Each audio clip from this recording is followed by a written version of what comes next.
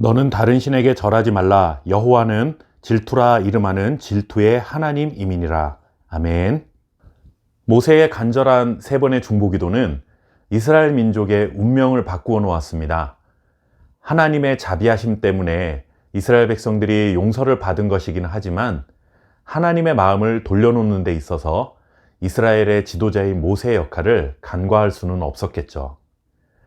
모세의 기도를 통해 발견하게 되는 지도자 모세의 모습은 참으로 대단하다는 생각을 하게 만듭니다.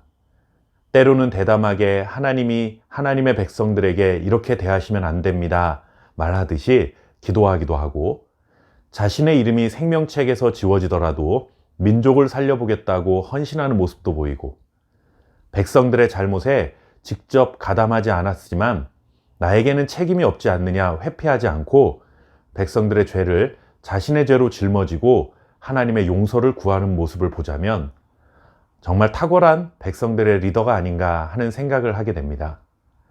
그러면서 한편으로는 우리들에게도 이런 지도자가 있다면 얼마나 행복할까 하는 생각을 잠시 해보게 됩니다. 그러나 모세가 참 좋은 훌륭한 리더인 것은 사실이지만 중요한 것은 모세의 기도를 들어주신 하나님이 우리와 함께하고 계신다 하는 사실입니다.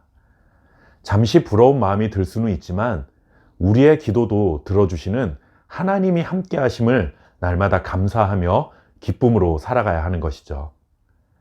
이렇게 하나님은 모세의 기도를 들으시고 이제 이스라엘 백성들의 죄를 완전히 용서하십니다.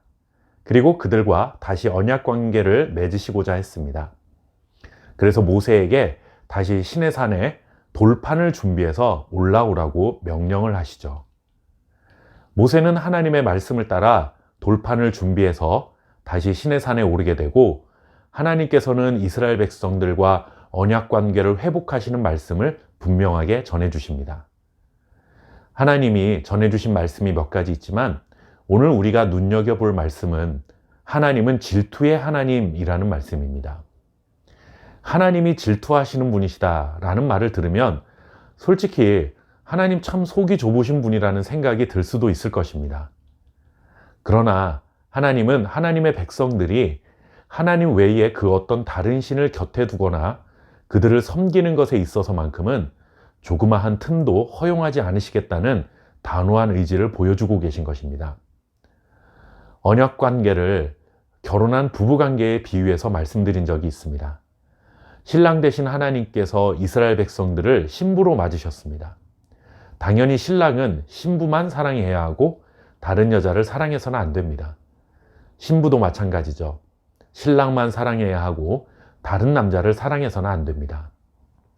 그런데 신부인 이스라엘 백성들이 황금 송아지를 만들고 그것을 신랑 대신 하나님 대신 사랑하게 되었습니다.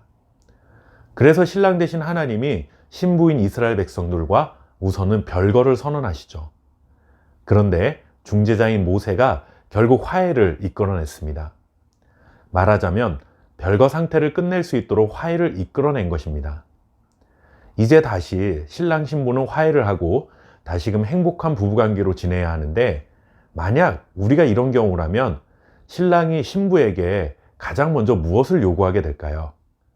앞으로는 신랑 외에는 그 어떤 남자도 사랑하지 말 것을 확실히 약속받으려 할 것입니다. 하나님도 마찬가지라고 이해하시면 됩니다.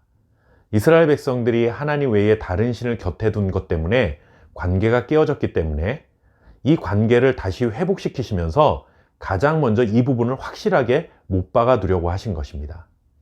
그래서 다시는 너희들 가운데 다른 신들을 두어서는 안 되고 그들을 섬겨서도 안 되고 그런 잘못에 대해서는 조금도 용납하지 않겠다라는 단호한 의지를 모세에게 전달하게 하시기 위해 질투하시는 하나님이라는 표현을 사용하신 것입니다.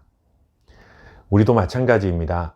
하나님이 우리를 너무나 사랑하시고 풍성한 자비를 베풀어 주시는 분이시지만 하나님 외에 다른 어떤 것도 우리의 주인으로 섬겨서는 안 됩니다.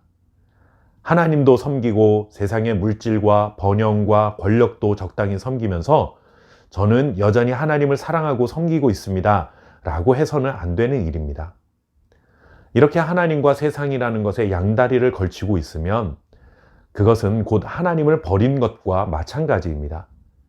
질투하시는 하나님은 이러한 우리의 모습을 결코 용납하지 않으실 것입니다.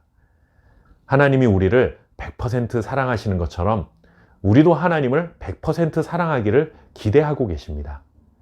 하나님이 아닌 다른 어떤 것도 우리의 주인이 될 수 없음을 기억하시고 99%가 아닌 100% 순전한 마음으로 하나님을 사랑하고 살아가는 저와 여러분 될 수 있기를 바랍니다. 감사합니다.